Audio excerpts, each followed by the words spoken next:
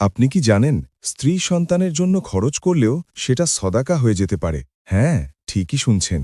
প্রিয় ভাই ও বোনেরা, আবু মাসুদ রাদিয়াল্লাহু আনহু বর্ণনা করেন, আল্লাহর রসূল সাল্লাল্লাহু আলাইহি ওয়াসাল্লাম বলেছেন, মানুষ যখন পুণ্যের আশায় নিজের পরিবার পরিজনের জন্য ব্যয় করে, তখন সেই ব্যয়ও তার জন্য সদাকা হয়ে যায়।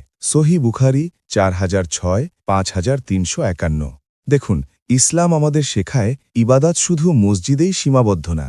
আপনি যখন হালাল উপার্জন থেকে স্ত্রী, সন্তান, বাবা মায়ের জন্য খরচ করেন আল্লাহকে খুশি করার নিয়তে, তখন সেই খরচও হয় ইবাদত, হয় সদাকা। অনেকে ভাবি নফল দান করলেই শুধু সওয়াব, কিন্তু রাসূল সাল্লাল্লাহু আলাইহি ওয়াসাল্লাম বলছেন, পরিবারের দায়িত্ব পালন করাও আল্লাহর কাছে বড় আমল। তাই ভাই, পরিবারের জন্য খরচ করতে কখনো কৃপণতা করবেন না, বরং নিয়ত ঠিক রাখুন। ইনশাআল্লাহ আল্লাহ আপনাকে দুনিয়া ও আখিরাতে প্রতিদান দেবেন। আজকের চ্যালেঞ্জ, আজ থেকে পরিবারে খরচ করার সময় মনে মনে বলবেন, হে আল্লাহ, এটা তোমার সন্তুষ্টির জন্য। ভিডিওটি ভালো লাগলে লাইক দিন, পরিবারের দায়িত্বশীল মানুষদের কাছে শেয়ার করুন, আর এমন হাদিস পেতে এখনই ফলো বা সাবস্ক্রাইব করুন।